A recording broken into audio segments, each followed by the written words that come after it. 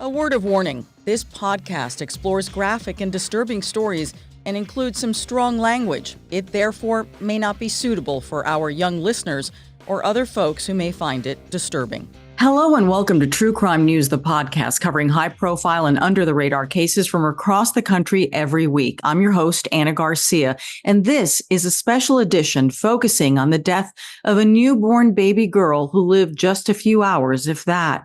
23 years ago, this little angel was left in a ditch on the side of the road in Johnson County, Texas.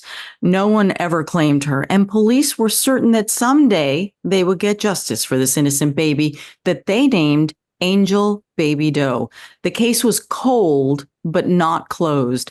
And in the 2 decades that passed, DNA technology advanced to the point that her mother could be identified through forensic genetic genealogy, which has been perfected by those miracle workers at Othram Labs. Our guest today is David Mittleman, the founder and CEO of Othram Inc., the world's leading DNA lab of its kind.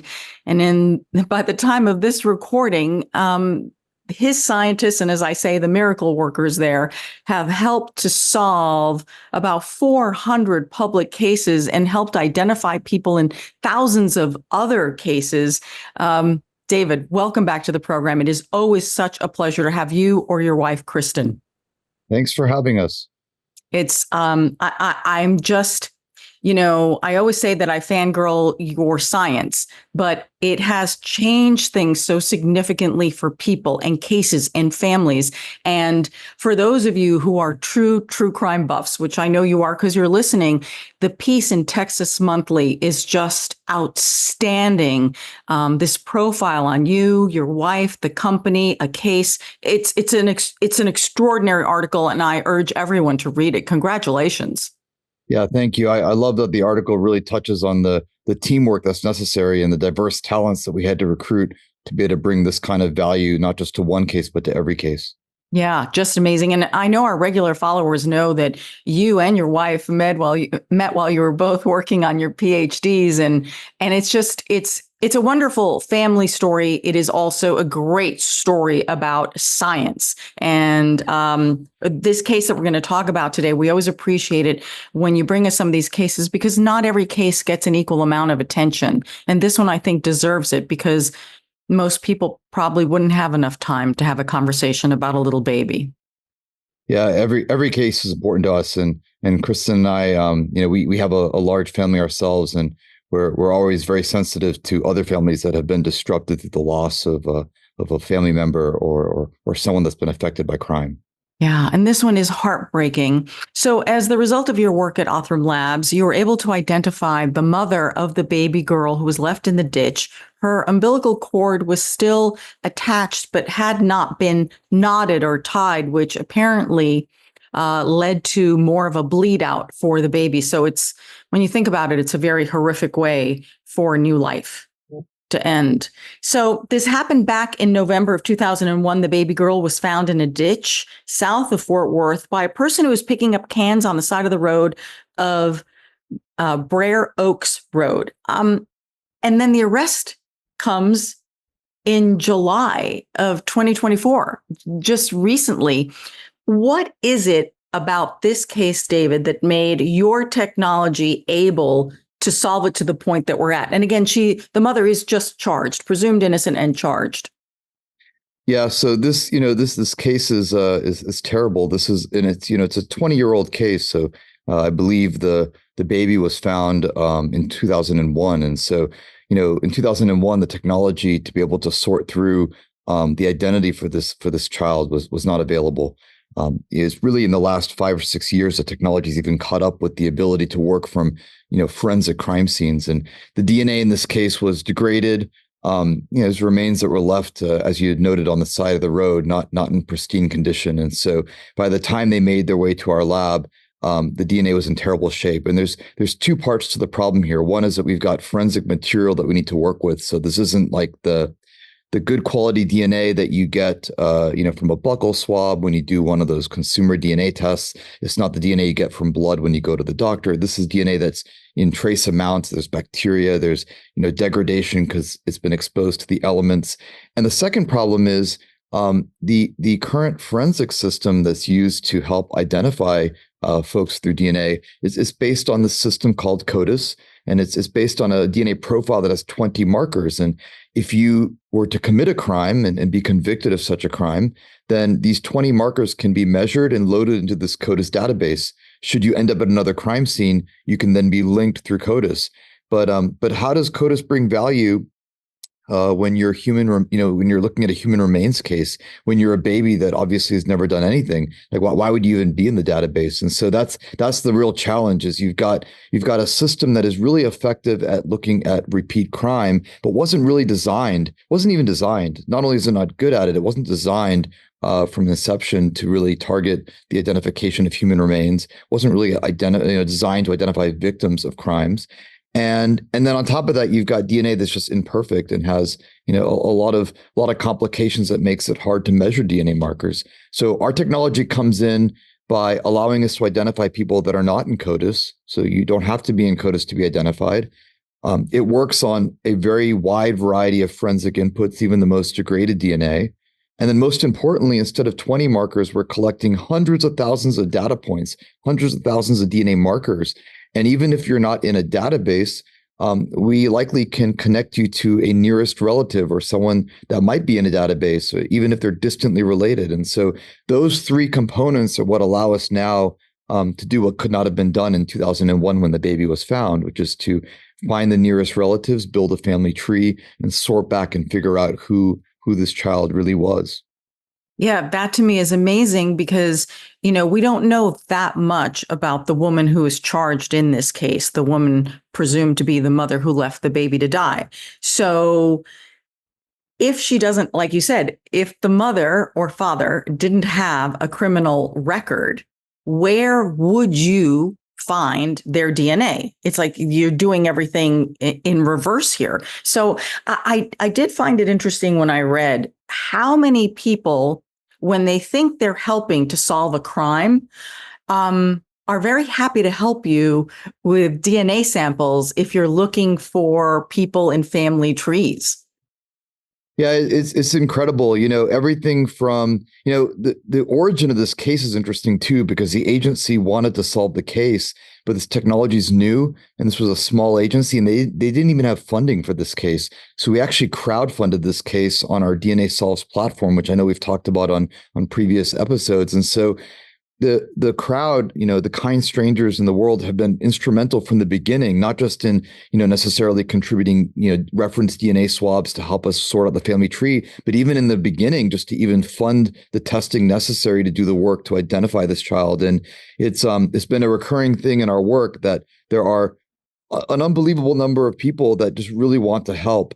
And it's heartwarming. I feel like it's what the internet was meant for. It wasn't meant for all the stuff that happens now. It was meant for connecting these diverse groups of folks all over the globe towards some positive end. And if there was a positive end I could dream of, it would be this: being able to get everyone in their attention on a case that needs to be solved.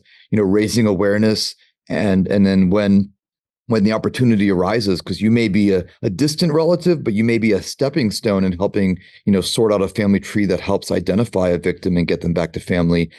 People are just so excited about it, so genuine and so eager to help. And it's been probably one of the most rewarding parts to this job, other than, of course, being able to then tell a family that we've been able to help, bring an answer to you and your loved ones. So it's unexpected, but it's the good kind of unexpected.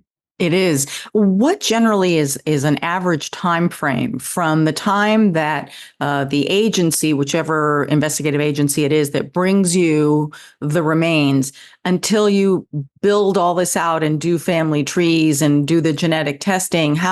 What's the time frame on that? And has that actually accelerated, gotten a lot faster as you've been building this incredible lab?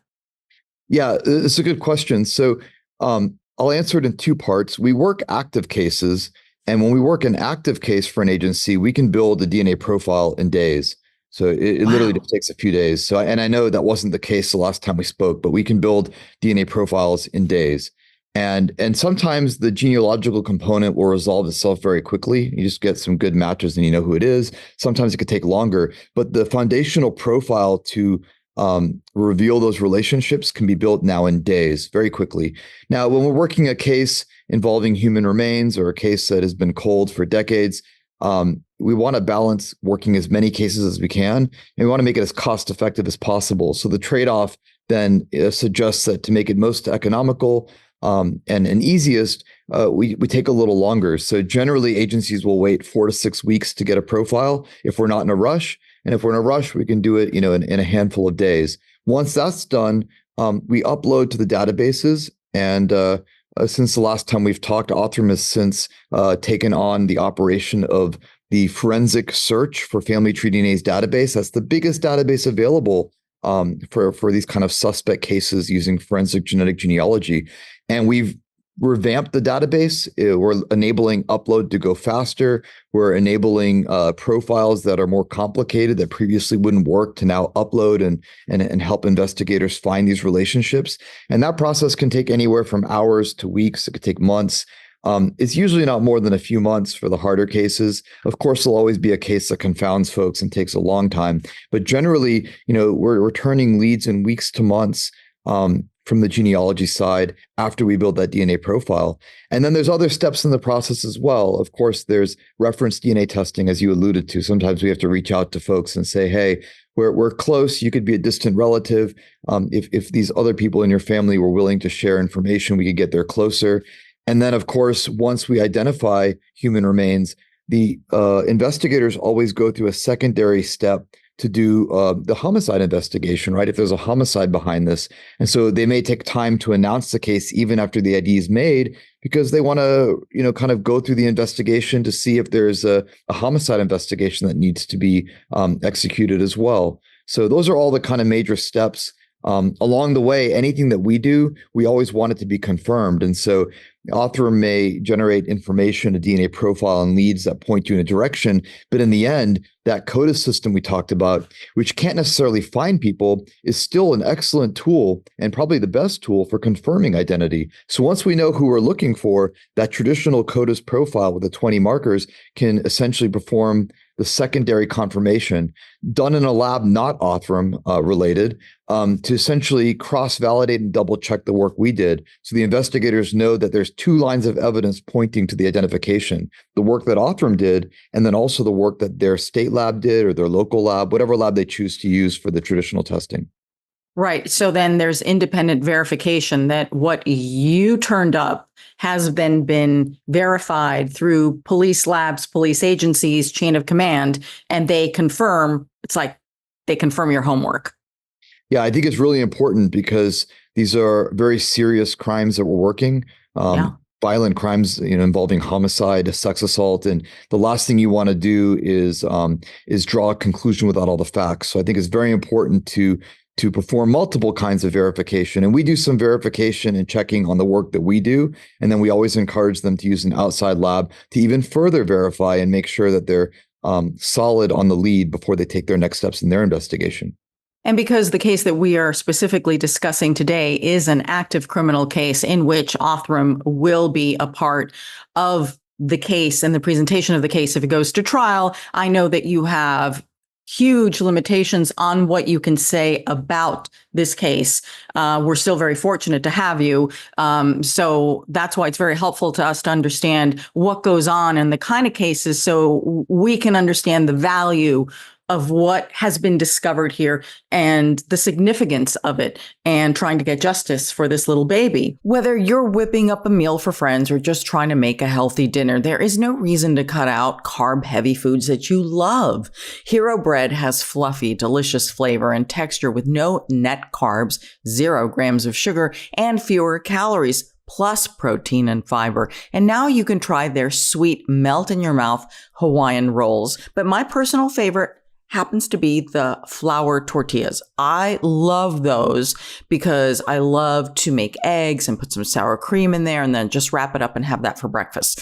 Plus, they have something for every craving, including sliced bread loaves, buns, tortillas, and you can also try their mouth-watering limited edition bakes like the popular 2-gram net carb Hero croissant. You don't have to compromise flavor with Hero bread. Get 10% off your order at hero.co and use code TrueCrime at checkout. That's TrueCrime at hero.co. So back to the case, it would have been July of 24 of this year. The woman believed to be the mother was arrested and was charged with second-degree manslaughter. Police have identified the mother as Shelby Stotts, who is now 48 years old. At the time of the baby's death, Shelby would have been about 25. Investigators believe that the baby was not born in a hospital or in a medical facility, and that had a lot to do with the fact that the umbilical cord had not been properly tied or knotted that would have aided in the survival of the baby. We don't know the circumstances of the baby's birth, but that at least would have been one less challenge that the little baby would have had there in the ditch. It's important to keep certain things in mind. So it was November. It was November of 2001, and it's cold in Texas. It can be very cold in Texas.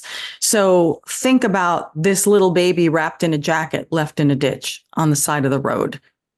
Not a good picture here. Investigators named her Angel Baby Doe. And as we said in 2001, this kind of technology did not exist. So here's what happened and when things started to change. A crucial point here would have been June of 2021, when deputies submitted the forensic evidence to Othram Labs. And that's when, you can't in detail explain what you did, but that is using your techniques. You were able to make an identification of a woman most likely to be the mother, and then police did their own testing. So Shelby Stotts was eventually identified by police as the baby's biological mother because they did their own DNA testing. And so in September of 2023, they were able to make this confirmation that Stotts was indeed the baby's mother. I don't know whether you can answer this question, David, because it is an active case. So the mother has been identified. What about the father? Or maybe you can't say anything about that. Yeah, I can't go into the specifics, but in these cases, typically both parents are identified. And look, DNA does not tell you how someone died or why someone died or who killed them. What DNA tells you is who are the participants. And so DNA will generally identify both parents. And then it's for the investigators then to do their job to determine, who knew about what was going on, who didn't know what happened, who would have been involved, and how to pursue each situation. And, maybe the best analogy that the best example I can give you is there was another case that we worked on. It was a little girl that was known as Opelika Jane Doe. And I believe we covered that case. I bring it up because you covered this case, and so I think you're intimately aware of what happened here. And this is a case where, again, both parents were identified, but it wasn't really clear what happened. And some folks may say, well, always assume it's the mother. Well, in this particular case, they talked to the father first to kind of understand, and the father denied even having a kid. And then they went to the mother, found out the mother was young at the time. She had handed over custody to the father. She was still paying child support, not realizing that her daughter was murdered. And then they came back to the father, and in the end, it was her father that ended up getting charged with her death, along with related charges to his new wife. That was alleged to be complicit in her death. So you don't really know. You can use DNA testing to identify a young child, an infant. You can find the parents, but we're really can't do much more than that. We're really at the mercy of law enforcement then to have that discussion with the parents and to kind of tease out what might have happened 20 years ago when that baby was left on the side of the road. And so I think the rest of the story will probably unfold as the case goes to court, but that's the best example I can give you. But I will tell you that we've worked a number of cases involving baby does or young children, and they do look at both parents. They look at family. They look at other folks that might have known about the child, and they take a lot of time, as evidenced by the distance you can see between when the case was worked and when they actually proceeded to make an arrest and to allege, that something had happened. And so they took a lot of time to really work through it and figure out what they think happened. Yeah, and they have not really released what they believe happened. They've been pretty tight-lipped about it, but you're right, because the police made their independent confirmation that this woman Shelby matched the DNA of the baby. And it wasn't until July of 2024 that prosecutors secured an indictment and arrested Shelby Stotts for second-degree manslaughter. So she was arrested on July 1st. Now, what's interesting here is that the authorities have said that she will be tried, prosecuted based on the laws at the time that the baby died, going back to 2001, which should be very interesting. And we will see how that proceeds. And I know, again, details of which you cannot share with us. But the sheriff's department made the announcement and shared a statement on their Facebook page. And what I found really interesting, David, is reading the comments for the sheriff's department there on the Facebook page, where the community weighed in on this. People who all of a sudden were expressing shock that Shelby Stotts is the one who has been charged here. People were talking on the Facebook posts about how they knew her or they worked with her. They believed her to be a mother of children that she has now and is a good woman. And they're just like, they're trying to reconcile in their brains the person that they know and the person that police say that she is. And that is really having an effect on this community, because when the baby was born, it had an effect in the community. One person posted, I found this so fascinating, David. One person posted that a member of her family found the baby. The baby was found by someone who was picking up cans. And so that family then every year would have some kind of a moment for the baby's passing to honor it. And it became part of their family because of this tragedy that they sadly uncovered. And then this person writes this on Facebook that she then, in a weird world of circumstances, ends up getting to know Shelby, the mom who's accused here. So imagine what's going on in those family discussions. Again, this is about a community in grief dealing with this. I just thought that was just fascinating. It's like, I know that you focus on the science, but then there are all of these social aspects that come with every case that's quite different. Well, it's a very small community, so I'm not surprised that, in fact, the folks that, discovered the baby to begin with also happen to know the person that ended up getting accused of abandoning the baby. And, I'll tell you, it's something that we think about a lot. When we first started working on this, we wanted to help identify victims or suspects to crimes. We also try to exonerate folks when possible. And we've developed kind of a way of explaining this impact. And it's there's kind of like a blast radius when something terrible happens. It obviously affects the victim, their family, their friends, and the investigators, the first responders, in this case, the folks that, come across such a horrifying sight. And then it eventually, penetrates to society at large, especially these communities. They can be really shaken by such an event.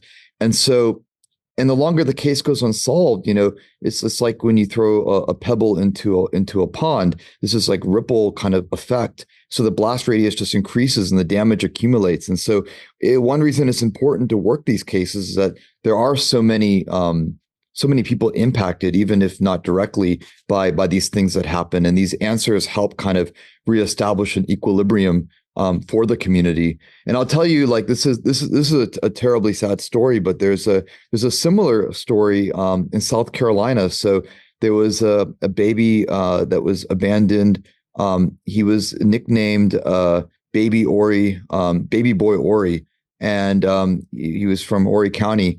And this baby was found in a Bed Bath & Beyond bag on the side of the road.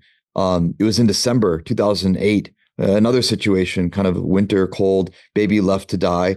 And again, not a very big area. And the community adopted this infant and gave him a proper burial, and they literally had like almost like an anniversary kind of celebration of his memory every single year.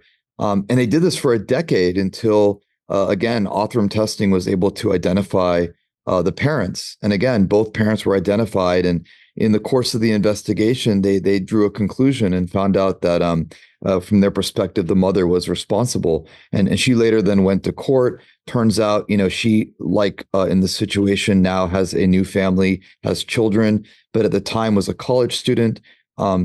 Did end up, pleading to some extent to being responsible for the baby's abandonment, and apologize to everyone involved. And so it is a really complex situation. There's a whole community that's celebrating the memory of this child for a decade, and at the same time, a complex story for the persons involved, and even to, like you said, with a new family, new children, everything else. And it's terrible. There's really no winner in the situation. But at the same time, there are hundreds of thousands of these cases, not just abandoned children, but like, for example, Amore Wiggins, which was the case we were discussing from Alabama, Opelika, Jane Doe. That was one that involved a very purposeful homicide. There are other cases, all kinds of cases involving homicide for victims of all ages. And these cases have to be resolved no matter how old they are, because again, there's this lingering damage and just terrible impact that's felt indefinitely until some answers can be resolved and provided for the family and those that were involved in the case. It's a huge loss with so many repercussions, some of which you can't even see coming. Now, according to the indictment, Shelby recklessly caused her daughter's death by leaving her on the side of the road, failing to seek adequate medical care, failing to clamp the baby's umbilical cord, which of course caused her to bleed out. Now, here's what's also interesting, and there's a lot of discussion of this also on the sheriff's Facebook page. It was 2 years before this baby was dumped like trash, because really that's what she was. She was just dumped. So in 1999, Texas was the first state to enact the Baby Moses Law, which identifies safe locations for young parents who cannot take care of their children, their babies, so they can be safely left in the care, like a lot of fire stations do this, of a professional. So nothing happens to the baby if you can't or don't want it. And this was available. As I read through the discussions, it's not like this was not available to the mother. It was an option, which she allegedly, she's charged with choosing not to. So she will be subject to the prosecution of laws that were in effect in 2001. According to reports, she remains behind bars on a $100,000 bond. It is unclear at the time of the recording of this podcast whether she has been able to enter a plea or if she has been able to get a bond. Now, the identification of Angel Jane Doe and the apprehension of her suspected killer is just like, again, one of the many cases that you all are working on. We thought that this one was a really important one to have a conversation about, because it's too easy for this not to be included in the conversation. It's maybe for some people not going to make a headline, but I think this baby needs to be honored and this case needs to be discussed. Yeah, I think unfortunately, and it's just the way things are. There's disproportionate attention sometimes brought to a small handful of cases, but again, there are hundreds of thousands of cases, and even the most unknown case that doesn't make the evening news still has far-reaching consequences for so many people, and so. I just can't emphasize, we've never worked a case, made an identification, and not have a big impact and a meaning to the folks that are there to receive the news. There's always someone waiting to know something about what had happened, and it feels terrible. It feels like the ultimate, the ultimate kind of punishment to never get an answer and not to know what happened to your loved one or what happened in a case. And so being able to provide that answer, it's very important to us. It's important that we can come back and say, look, the product of these years, and in this case, decades of investigative work was not in vain, and that we can actually help get to a bottom line and to an answer. And, in addition to helping provide those answers to kind of help keep the community together and assist in the investigation, law enforcement doesn't have limitless capacity to work all these cases. And every one of these cases takes time and money and effort, and it pulls resources. And there's a lot of other things that need to happen to keep society organized and in order in the real time. And so anytime we can help etch away at this backlog of unanswered questions, unsolved crimes, it's important that we do that as well, so that we can let people focus on contemporary issues as well. Well, it's been such a pleasure, David. I'm always so appreciative of your time. I know how busy you all are, and we are just always so pleased and so thankful for you to make the time for us. So thank you so much for being with us. Yeah, I appreciate you making the time. I did want to point out also, you had referenced the Baby Moses laws, which some people also know as the safe harbor laws. Texas was the first state in the nation to enact those laws in 1999, and I believe by 2007 all the states had enacted laws. So it's been more than a decade now that every state has some opportunity or avenue for which you can seek help. And I hope that messaging is made clear to everyone. There are options available, and I say this because there are too many of these cases. There are too many of these cases involving just young children or infants that have remained unidentified. Many of which, like this case, post-date the safe harbor laws. So I hope that this story also helps get the word out about the opportunities and possibilities that are available to those that can't support a child or want assistance in some way, so that they can find a way to resolve that. Yeah. David, what's the easiest way for people to follow all of the amazing work that Othram does? Because you're releasing, solved cases or identifications practically every day. Yeah. There's a lot of good news. I'm excited. The world's a complex place these days, and I love to be able to add a little bit of good news every now and then. And sometimes it's a few times a day. It's at least a few times a week. And you can follow us. Our website is othram.com, but we're pretty active on Twitter or X, and we're also pretty active on Facebook. And so we try to get the word out whenever we can. If you come to our website, you can sign up for our mailing list and get up to the minute breaking news when a case announces. Otherwise, follow us on social media, and anytime we can share good news, we really enjoy doing that. Yeah, you even have a Facebook page, which I joined a few years ago, the first time y'all came on the podcast, because I love the discussion on there. It's a Facebook group. It's called DNA Solves Advocates. Yeah, and it's a Facebook group. There's 20,000 some odd folks there right now, and talking about everything from cases to the technology. It's a great place to go download after a case is announced. So yeah, I'd encourage folks to follow us in our group. And then of course we broadcast on our social media accounts anytime we've got something that we're allowed to share. And we share at the pace that we can share. Sometimes it takes a little bit, before we can make an announcement. There might be an arrest, there might be something else, an investigation that's wrapping up. But anytime we can share the news of a resolved case, we'll do that. And we invite everyone to join in on that.